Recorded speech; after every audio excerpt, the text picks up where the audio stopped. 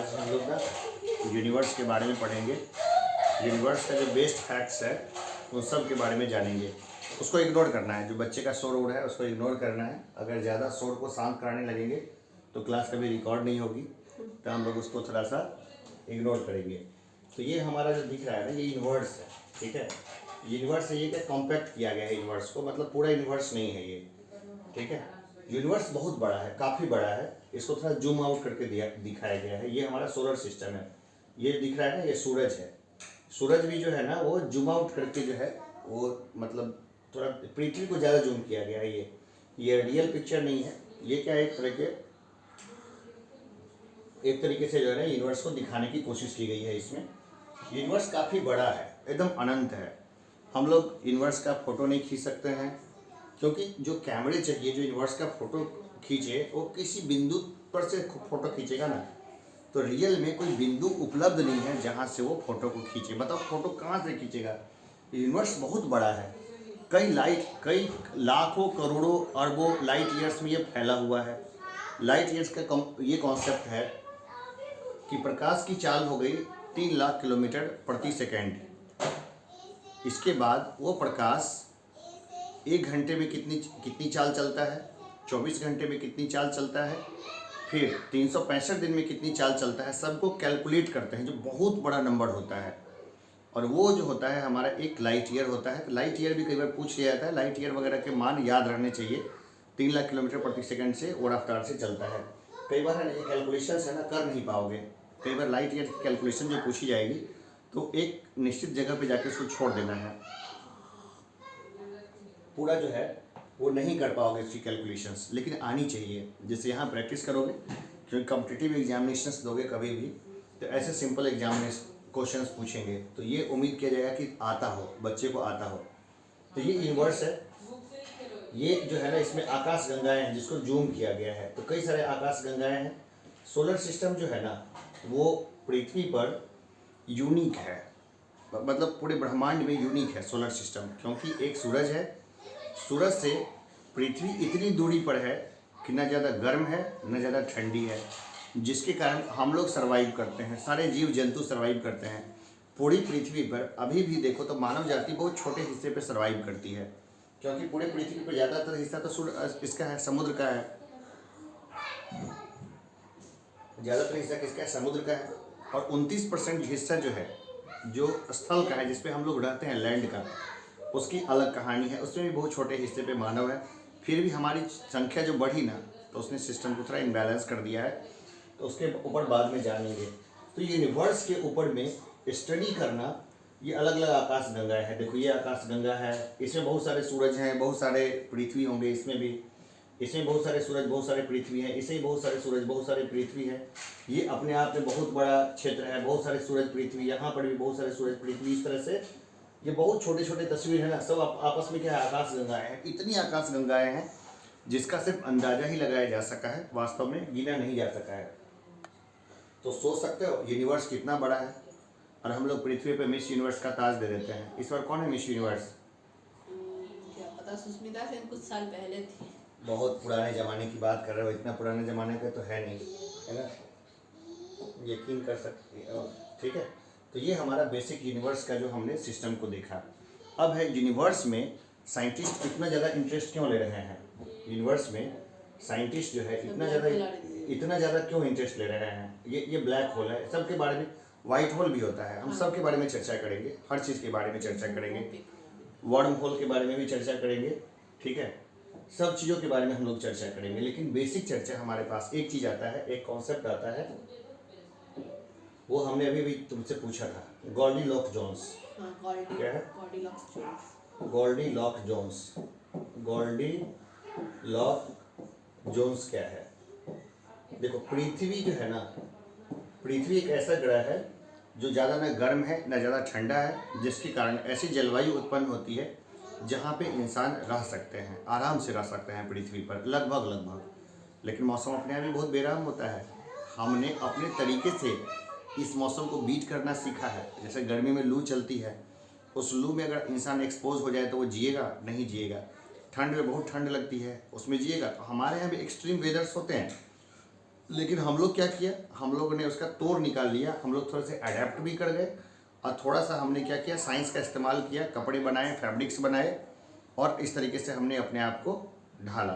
देखो यहाँ पे धर्म का जो है ना, आत्मिक उत्थान में तो महत्व हो सकता है, लेकिन आदमी के जीवन स्तर को सुधारने में धर्म का उतना महत्व यहाँ पे भारत में नहीं दिखता है। इसका तो ड्रॉबैक्स ही दिखता है, तो हम लोग बाद में उसके ऊपर में चर्चा करेंगे, अभी वो हमारा नहीं है। तो गॉल्डीलॉक्स जोन्स में क्यों जाना चाहते हैं साइंटिस्ट, गॉल्डीलॉक्स जोन्स क्यों जानना चाहते हैं, इसलिए जानना चाहते हैं गॉल्डीलॉक्स जोन्स, ताकि इन फ्यूचर में ऐसे यान बना करके उन ग्रहों पे जाया जा सके और वहाँ पे जाके मानव जाति को रखा जा सके, मानव जाति को बचाया जा सके। अब भाई मानव जाति को खतरे क्या हो गए बताओ, खतरा कहाँ से आ गया? तो देखो यूनिवर्स में खतरा कहाँ से आया, हम लोग इन सब चीज़ के ऊपर में थोड़ा सा जान लेते हैं कि खतरा कैसे आ गया। ठीक है, तो देखो जब बहुत तनाव हो ना कभी भी, तो इन सब चीज़ों के बारे में जरूर ध्यान देना। ठीक है, क्या है,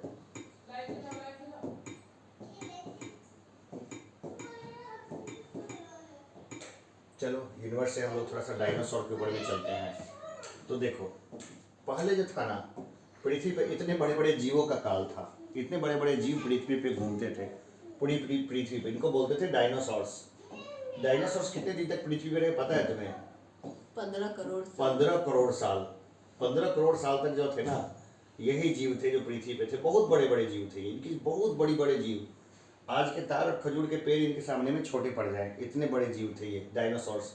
तो ये डायनासोर जो है ना, वो क्या था, पूरे पृथ्वी पर इनकी संख्या काफ़ी बढ़ गई और इतनी बढ़ गई संख्या कि बाकी जीवों का जीना जो है वो मुश्किल हो गया।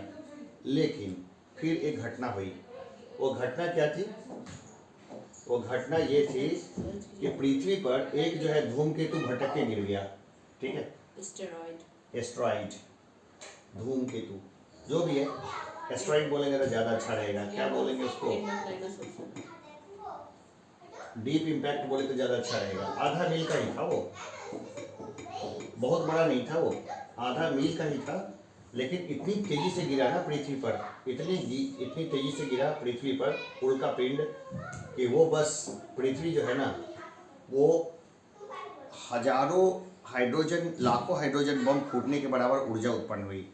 तो एक बार उसका रिपल्स शुरू आना था, इतनी गर्मी निकली कि सारे समंदर भाप बन के उड़ गए, सारे डायनासोर नीचे दब गए, मड कीचड़ वगैरह में। जो जिंदा बच भी गए थे ना जीव, उन जीवों के साथ क्या हुआ कि पूरे पृथ्वी पर बरसों बरस अंधेरा रहा, उन जीवों तक कुछ गया ही नहीं, न लाइट ना कुछ भी, ऐसे विषम परिस्थिति उत्पन्न हो गई। पहले तो हाई टेम्परेचर और हीट, फिर बारिश और फिर ठंड, जिसके कारण वो सारे जो थे ना, वो नीचे दब गए गहरे समुद्र में। तो कहीं पे पूरी की डायनासोर की बस्तियां समुद्र में, तो और कहीं कहीं दब के रह गई। वो जो दब के रह गई ना वो बस्तियां, तो अब वो बस्तियां गई कहाँ? ठीक है, तो वहीं से यहाँ ड्रिल करते हैं ना समुद्र में, तो वहाँ से तेल निकलता है, टेम्परेचर और प्रेशर से वो सब के सब ना क्रूड ऑयल में बदल गए। और आज हम लोग उसी क्रूड ऑयल को उठा के अपने गाड़ी में जलाते हैं, अपने बाइक में डायनासोर्स के अवशेषों को जलाते हैं, है ना गजब की बात। डायनासोर्स के अवशेष ओनली वो थोड़ी होते हैं, उस समय के प्लांट्स, एनिमल्स वगैरह जो भी था, हाँ, वो सब कार्बनिक डिकम्पोज हैं जो वहाँ पे जाके वहाँ पे सड़ गल गए और टेम्परेचर और प्रेशर से ऐसे बन गए।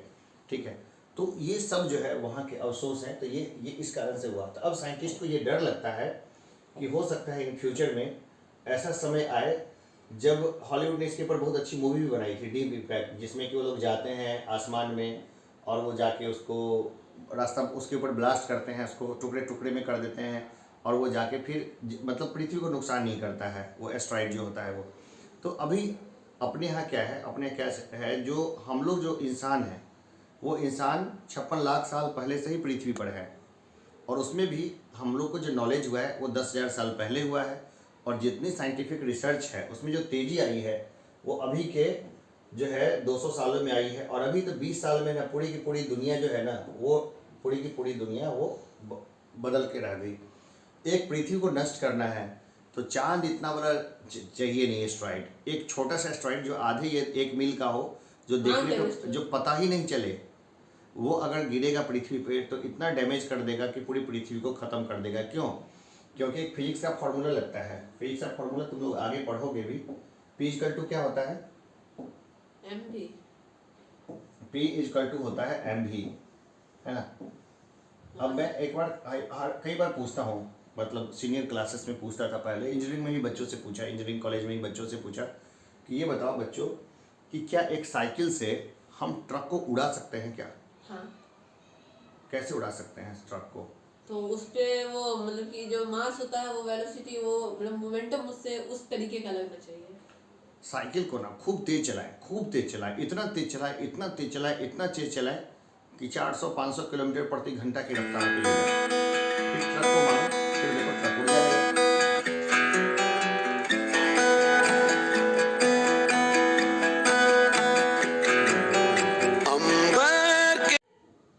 तो ये जैसे कि देखा ना, P इजकल टू MV, ठीक है ना। तो P का मतलब था मोमेंटम, मास इनटू वेलोसिटी।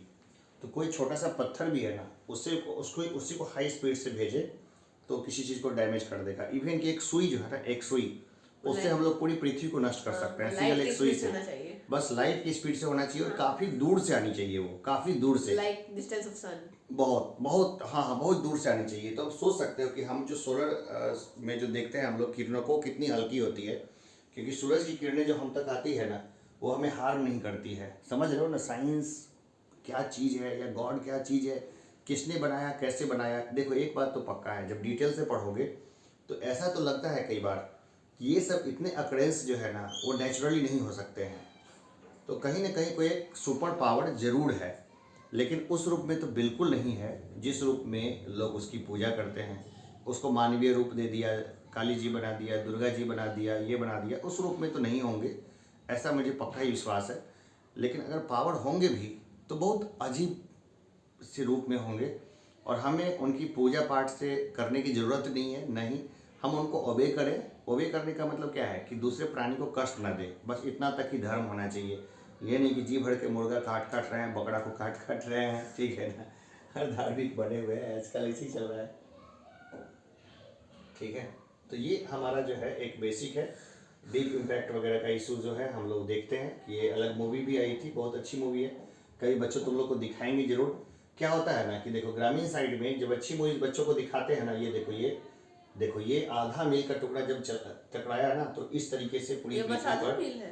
हाँ, ये बस आधा मील है। कैसे दिखा दोगे, पृथ्वी पे टकरा रहा है तो कुछ ना कुछ ग्राफिक्स में हमेशा कमी रहेगी, कैसे दिखा ये पाओगे? बस आधा मील है। बस आधा मील रेडियस का, रेडियस इज हाफ मील। हाँ, अच्छा, तो बहुत, वो भी बहुत छोटा ना है। अरे वो भी बहुत छोटा है ना, वो भी बहुत छोटा है पृथ्वी की तुलना में। 3 लेकिन वो आया बहुत दूर से था, ठीक है, वो आया बहुत दूर से था, इसलिए ऐसा हुआ। तो डायनासोर का पूरा खात्मा हो गया। डायनासोर का खात्मा हो गया तो क्या इससे पहले पृथ्वी नहीं रही होगी? बिल्कुल रही होगी। उस समय भी कोई जीव रहे होंगे, हो सकता है रहे हों। तो क्या पहले कुछ ऐसी घटनाएं हुई होगी? हो सकता है घटनाएं हुई हो। तो अब जो है, जो पूरी दुनिया में जो साइंटिस्ट थे उनको ये बात लग गया, पक्का लग गया कि इन फ्यूचर में ऐसा हो सकता है कि पृथ्वी फिर एक इम्पैक्ट से गुजरे। पृथ्वी पर देखो ग्लोबल वार्मिंग का इशू तो है ही, उसके ऊपर सेपरेट क्लास हो जाएगी, लेकिन एक ये भी चक्कर है कि इन फ्यूचर में पृथ्वी पर कोई बड़ा एस्ट्रॉइड टक्कर मार सकता है, ये कभी भी हो सकता है। वही तो ये लोग सोच ही रहा है कहीं कल ही आके गिर जाए, ऐसा भी तो हो सकता है। इसी लाइफ को फुल्ली एंजॉय करना सीखो, है ना। ये नहीं कि खाली पढ़ रहे हैं परेशान हो रहे हैं, ठीक है। तो देखो, तो ये एक कॉमन चीज़ है, लाइफ को हर पल एंजॉय करना चाहिए, क्योंकि कई सभ्यताएं हुई है जो एक, और भी जरूरी नहीं है, और भी कई घटनाएं हैं, उसके कारण भी मानव एकदम से ख़त्म हो जाता है। जैसे पोम्पई एक शहर था, वो ज़मीन के नीचे दब गया, जो जैसे थे वैसे ही रह गए। उसके बारे में हम लोग फिर कभी किसी क्लास में चर्चा करेंगे, आज की क्लास में नहीं, आज की क्लास में नहीं, अभी नहीं। फिर पोम्पई इटली का एक शहर था, सब लोग वहाँ गए तो शहरी गायब मिला, बड़ा शहर था, तो कहाँ गया शहर, उसके ऊपर में लंबी चौड़ी रिसर्च है, बाकी चीज़ें हैं, तो फिर बाद में उसके ऊपर में चर्चा करेंगे, ठीक है। तो अभी क्या है, इससे साइंटिस्ट क्या है ना कि गॉल्डीलॉक जोन्स खोज रहे हैं। गॉल्डीलॉक जोन्स यानी कि ऐसा क्षेत्र जहाँ पे जो एक सूरज हो ना, वो सूरज इतनी दूरी पर हो कि वो पृथ्वी पर जो है वो क्या कहें उसको, न ज़्यादा गर्म करे पृथ्वी को, न ज़्यादा ठंडा करे। पृथ्वी जैसे ग्रहों की खोज को बोलते हैं गॉल्डीलॉक जोन्स। पृथ्वी जैसे ग्रह जो होते हैं ना, उनको गॉल्डीलॉक जोन्स बोलते हैं। पृथ्वी गॉल्डीलॉक जोन्स में है। सही शब्द का इस्तेमाल नहीं कर पा रहा मैं, सोचो। गॉल्डीलॉक जोन्स में पृथ्वी है, तो पृथ्वी जैसे ग्रहों की खोज जो है ना, वो गॉल्डीलॉक जोन्स के तहत, रिसर्च के तहत की जाती है। तो समाचार पत्र में प्रायः ये छपता रहा है, अभी भी है। तो पूरी दुनिया में साइंटिस्ट जो है वो खोज रहे हैं, लेकिन ये इतना आसान नहीं है ऐसे ग्रहों की खोज करना। क्यों? क्योंकि पृथ्वी पर जो सबसे नज़दीकी जो तारा है वो कितनी दूरी पर है? 4.2 प्रकाश वर्ष की दूरी पर है।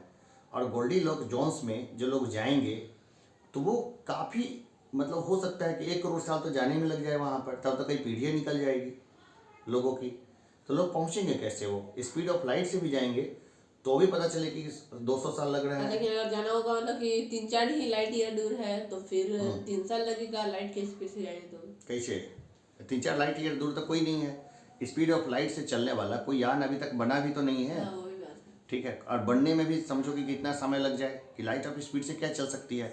तो ये एक बहुत बड़ा प्रॉब्लम है कि 3 लाख किलोमीटर प्रति सेकंड, 1 सेकंड में 3 लाख किलोमीटर। अरे भाई, अमेरिका बैठ के पहुंच जाओ 1 सेकंड में, अमेरिका खट से, समझ रहे हो ना? वो अभी तक ये जो साइंस फिक्शन में ही मामला फंसा हुआ है, अभी तक इससे आगे 1 इंच रिसर्च नहीं बढ़ा है। लेकिन एक साइंटिस्ट थे, नाम था उनका स्टीफन हॉकिंस। नाम सुने हो क्या? बहुत बार। हाँ, उनका स्टीफन लॉ भी पढ़े हैं। क्या है स्टीफन लॉ? फिर वो उसके कंडेंसेशन और उस पे हीट जब तो वो नहीं है। वही ना जो पैरालिसिस थे यस यस, है ना। उन्होंने अपना पूरा का पूरा जिंदगी जो था वो एआई से ही गुजारा, मतलब कि वो बहुत सारे। बिल्कुल, हम लोग जो है ना, ये रहे स्टीफन हॉकिंस, ये पैरालाइज थे पूरी, इस तरह से उन्होंने पूरा जिंदगी अपना गुजारा इस व्हील चेयर पे। 2018 में इनकी डेथ हो गई। हाँ, 2018 में डेथ हो गई। तो इन्होंने एक बात बोली थी, इनकी कई सारी किताबें भी हैं और इसके ऊपर मूवी भी बनी है, जो बहुत अच्छी मूवी बनी है। और साइंस को बहुत बड़ी देन दे करके गए हैं ये स्टीफन हॉकिंस। देखो, हम लोग के यहाँ ना एक दुखद चीज़ है कि हम लोग के यहाँ नॉर्मल आदमी भी होता है ना, वो थोड़ा सा किसी कारण से अगर नॉर्मल नहीं है तो हम लोग उसको ना बता बोल करके उसको साइड लाइन ही कर देते हैं, मतलब कि मुख्य धारा से ही बाहर कर देते हैं। लेकिन फॉरेन वगैरह में इस तरह का इशू नहीं है। वहाँ पर क्या होता है, जो लोग जो होते हैं ना, इंसानी वैल्यू है, इंसानी जान की वैल्यू है। जैसे अगर इनको अगर रिजेक्ट कर दिया जाता, ये नहीं जीते, तो क्या ये इतने बड़े साइंटिस्ट होते? तो वो इन्होंने कई सारी खोज की और इन खोजों में फिजिक्स के ऊपर में इनकी बहुत सारी देन है। इन्होंने कई थ्योरी को लेके दिया। एक थ्योरी था जिसमें ये बोलते हैं कि 200 साल तक अगर पृथ्वी पे इंसान अगर नहीं खत्म होगा, अभी से 200 साल, तो इंसान कभी ख़त्म नहीं होगा यूनिवर्स से। उनको पूरा कॉन्फिडेंस था अगर 200 साल तक इंसान रह गया पृथ्वी पर तो वो ऐसे यान बना लेगा जिसकी सहायता से वो पृथ्वी से दूसरे ग्रहों पे चला जाएगा रहने के लिए। दूसरे ग्रह पे चला जाएगा तो क्या गारंटी है कि उस ग्रह पे वो नष्ट नहीं होगा? देखो, अभी अगर पृथ्वी पर नष्ट हो रहा है तो वो दूसरे ग्रह पे जाएगा तो वहाँ पे अपनी प्रजाति बचा लेगा। फिर वो तीसरी जगह पे, अगर दोनों जगह पे कॉन्फिडेंस हो गया कि यहाँ भी गिरे और वहाँ भी गिरे तो क्या करेगा? देखो क्या है ना कि गोल्डीलॉक जोन्स जो है कोई नज़दीक में तो मिला नहीं है अभी तक। तो 200 साल में ऐसे यान 1-2 तो बनेंगे नहीं, ठीक है? बनेंगे तो सैकड़ों, हजारों, लाखों की संख्या में बना लेंगे लोग, समझ रहे हो ना? और ये बहुत मुश्किल नहीं है। देखो, एक अलग कॉन्सेप्ट लेकर के जा रहा हूँ मैं। एक लड़का था, जैसे कि मकराना साइड में जो होता है ना, मकराना साइड में, मकराना वगैरह साइड में जो होता है वो हवाई जहाज़ को बोला जाता है पाजरो, ठीक है ना? हवाई जहाज़ को क्या बोलता है? पाजरो। तो वहाँ पे ना एक बच्चा था, ठीक है, क्या नाम था उसका, छात्र था वो। तो उसने क्या हुआ कि उस छात्र ने बहुत सारी बातें की। वो एक बार अपनी छत पे था, मैं रियल बात बता रहा हूँ। तो उसने छत पे एक उड़न तस्तरी देखी, रियल की उड़न तस्तरी। उसने कैमरा निकाला, उसके पास एक मोबाइल कैमरा था, उसने खटाखट उड़न तस्तरी की तस्वीरें लेने शुरू की। वो उड़न तस्तरी बिल्कुल उसके सर के ऊपर आ गया। उसने फिर यूएफओ जिसको बोलते हैं, अनडिफाइंड फ्लाइंग ऑब्जेक्ट्स, फिर उसने फिर वो बहुत तेज़ी से चला गया, वहाँ बहुत तेज़ी से चला गया। वो ज़्यादा बहुत स्मार्ट बच्चा नहीं था, इंजीनियरिंग 3rd ईयर का लड़का था। तो वो मेरे पास आया, उसने मुझे तस्वीरें दिखाई तो बहुत एक्साइटेड था, बहुत ज़्यादा एक्साइटेड। फिर बोला सर ऐसा देखा, ऐसा देखा, ऐसा देखा। तो उस समय मैं भी बहुत यंग था, मैं 23-24 साल एज मान लो। अब मेरा दिमाग एकदम बहुत तेज़, एकदम सनसना गया कि भाई ऐसी चीज़ें तो होती है, यूएफओज होते हैं, अनडिफाइंड फ्लाइंग ऑब्जेक्ट्स होते हैं। तो अब यूएफओ जो होता है, फोटो भी दिखा सकते थे यहाँ पर कैसा होता है। बहुत जगह लोग उससे मिलने की, कम्युनिकेट करने की बात करते हैं, ठीक है। तो वो जो है ना, वो लड़का, वो एक आध महीने पेपर पर में छपाने के बाद, बाकी चीज़ करने के बाद, एक आध महीने के बाद मेरे पास आया। उसने बोला कि सर, कि मैंने ना एक थ्योरी सोची है, ठीक है। वर्म होल जानते हो? वर्म होल क्या होता है? ब्लैक होल से जिसमें जाके वहाँ से वर्म होल से निकलते हैं। अरे नहीं यार, वर्म होल ऐसा नहीं होता है। जैसे कि कोई पेज है तुम्हारे पास, फटा हुआ पेज है, हाँ, ठीक है। तो कोई फटा हुआ पेज है, अब यहाँ मत देखो, है ना, यहाँ से पेज देने वाले नहीं हैं हम, ठीक है। अंशिका लेके आएगी फटा हुआ पेज। जाओ ना, कहीं से ले आओ, मम्मी से। वो तुम नहीं ला सकते? फिर तुम, बड़े भाई को तुम हद हो गया। देखो, वर्म होल में कुछ नहीं है, ये सिंपल सा है। जो यूनिवर्स है ना, वो ऐसे जरूरी थोड़े है। वर्म होल का मतलब ये है ऐसा रास्ता जिसमें कि क्या है ना, कि दूसरे यूनिवर्स में बहुत आराम से उसको लोग निकल जाएं, मतलब यहाँ से वहाँ बहुत शॉर्टेड डिस्टेंस में निकल जाएं। ये वर्म होल का कॉन्सेप्ट है, डिस्प्लेसमेंट ठीक है। हाँ, कई यहाँ सारे से वर्म होल में घुसा और डायरेक्ट अमेरिका में लौट गया। है ना, तो वो चीज़ है ना। उसको चोट लग चुका है बहुत जोर से, और उसको चोट लग गया है, ठीक है। तो यहाँ वर्म होल है ना, उसका एक कॉन्सेप्ट है वर्म होल का। अब वो है क्या ना, कि वर्म होल का रास्ता माना जाता है इसको, ब्लैक होल को, कि ब्लैक होल में घुसा, व्हाइट होल से, और व्हाइट होल नहीं रहेगा तो ब्लैक होल में फंसा रह जाएगा। तो दूसरे तरफ व्हाइट होल भी होना चाहिए। अभी ये सब थ्योरी ही है, क्योंकि वहाँ तक जो है ना पहुँचना साइंस के लिए अभी बहुत मुश्किल है, लेकिन उम्मीद की जा सकती है कि वहाँ तक पहुँचा जा सकता है। देखो, हमारे यहाँ सोने की कितनी कीमत है, बहुत कीमत है। हीरे की, रेयर अर्थ मटेरियल्स की बहुत कीमत है। लेकिन बेनू और बहुत सारे ऐसे एस्ट्रॉइड्स के बारे में साइंटिस्ट ने पता लगा लिया जहाँ पर इस तरह के खनिज बहुत बड़ी मात्रा में, यूरेनियम है तो बहुत है, प्लूटोनियम है तो बहुत है। अगर यहाँ से एक यान अगर उन जगह तक पहुँच गया तो वहाँ से बेहद आराम से उसको कैप्चर कर लेगा, उन मटेरियल्स को। उसके जरिए वो अपने यान के लिए बहुत सारा चीज़ बना लेगा। एक और भी थ्योरी आती है एंटी मैटर की। एंटी मैटर पूरे वर्ल्ड के जीडीपी का हाफ में इसका सिर्फ 1 ग्राम आता है। बिल्कुल कितना नॉलेज है तुम लोगों को, ठीक है। तो ये देखो, ये रहा यूनिवर्स, ठीक है। यहाँ से यहाँ जाना है यूनिवर्स में, तो क्या है, यहाँ से लेके यहाँ तक लोग जाएंगे, सीधा सा एक लाइन खींचा यहाँ से लेके यहाँ तक। वर्म होल का मतलब ये है कि ये रहा, यूनिवर्स को इस तरह से कॉम्पैक्ट कर दिया और यहाँ से यहाँ तक इस तरह से पहुँचा गया, ठीक है। ये है वर्म होल का कॉन्सेप्ट। इसके लिए एक तरफ ब्लैक होल होना चाहिए और दूसरी तरफ वाइट होल होना चाहिए। यानी ब्लैक होल में से प्रवेश किया लोगों ने और वाइट होल से निकल गए, तो अरबों खरबों साल की दूरी कुछ ही समय में इनकी पूरी हो जाएगी। तो ये रहा वर्म होल का कॉन्सेप्ट। लेकिन एक दूसरा कॉन्सेप्ट भी था, एक दूसरा कॉन्सेप्ट था। उस कॉन्सेप्ट में जो उस बच्चे ने दिया, उसने बताया कि सर, मेरे दिमाग में एक थ्योरी चल रही है। बोले बताओ कौन सी थ्योरी है? तो उसने बोला कि सर, एक थ्योरी ये है कि वो पृथ्वी एक बहुत बड़ा मैग्नेट है। बोला बिल्कुल है। यूनिवर्स में भी मैग्नेट है, बिल्कुल है। तो पृथ्वी जो है ना किसी चीज़ को अपने रफ्तार से खींचती है, बिल्कुल खींचती है। तो यूएफओ जो है ना ग्रेविटेशनल फोर्स का यूज़ कर रहा है। वो अलग अलग जितना है उसके पास कैलकुलेशंस है, सुपर कंप्यूटर्स है उनके पास। पृथ्वी पर नॉर्थ और साउथ पोल है, तो नॉर्थ और साउथ पोल के बैलेंस कर करके वो आ जाता है पृथ्वी पर, ठीक है, बैलेंस करके। फिर इसको दूर जाना होता है ना, तो नॉर्थ और साउथ पोल को एकदम से बैलेंस, जितनी स्पीड चाहे नॉर्थ को नॉर्थ से भिड़ा देगा, तो क्या उसको रिपेल करेगा, तो इतनी तेज़ी से भागेगा कि कोई सोच भी नहीं सकता। बोला भाई, और बाकी वो कैलकुलेट करता है हर चीज़ को भाई, गणना के। कल पेन वाले से बताइए ना, क्या? जो कल वाला पेन, अच्छा ठीक, पेन का कलर वाइट कर दें, है ना? पेन का वो मोटा कर दिया इसको, ठीक है, ब्रश। ठीक है। और ये लो, ठीक है। तो एंटी मैटर जो है ना एक ऐसा मैटर है जो कि तुरंत डिस्ट्रॉय हो जाता है। सिर्फ 20 ग्राम एंटी मैटर जो है ना उससे मैटर पूरे से रिएक्ट करने पे वो न्यूक्लियर फ्यूजन करता है बस। न्यूक्लियर फ्यूजन जो है बहुत बहुत तगड़ा चीज़ है, समझ एंटी रहे हो? मैटर से मैटर रिएक्ट तो करता है, अगर न्यूक्लियर फ्यूजन करता है। एंटी मैटर का यूज़ किया जाए एज ए उसमें क्या बोलते हैं फ्यूल के रूप में, तो उस फ्यूल से वो क्या होगा कि बहुत बड़ी पूरी दुनिया का वो जो है पूरी ब्रह्मांड का चक्कर लगाया जा सकता है। एंटी मैटर अगर कोई देश बना लेगा तो पूरी दुनिया पे राज करेगा। क्यों? क्योंकि वो फिर न्यूक्लियर पावर तो फिर छोटा चीज़ रह जाएगा। एक बार में चाहे तो पूरा अमेरिका नष्ट कर उसमें दो। 10 साल से उसका फैक्ट्री चल रहा है, उसको बनाने की कोशिश कर रहा है हर बार से। देखो, एंटी मैटर को लैब में बनाया गया था, लेकिन वो जो है ना मुश्किल से 2-3 सेकंड ही टिका और वो ख़त्म हो गया। तो 2-3 सेकंड ही में वो नष्ट हो गया, वो टिका नहीं, है ना। है वो जी ठीक है, वो ज़्यादा देर तक वो चला नहीं। ठीक है, तो यहाँ तक बात समझ में आ गया। तो कुछ पूछना भी है मेरे से तो इस बारे में पूछो, जो भी क्यूरियोसिटी हो मन में हो, जैसे यूनिवर्स से रिलेटेड कोई भी चीज़ जो मन में आता हो पूछो। नहीं साफ ही ब्लैंक हो एकदम से।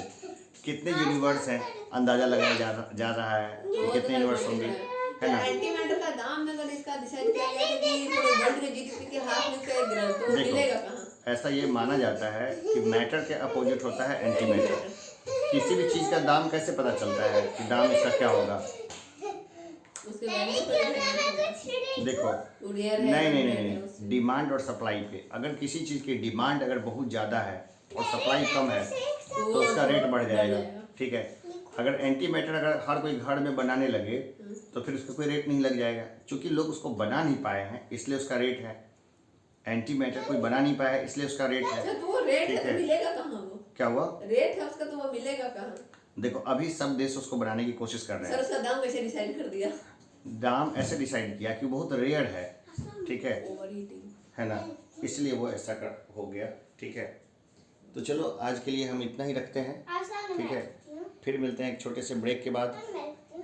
धन्यवाद।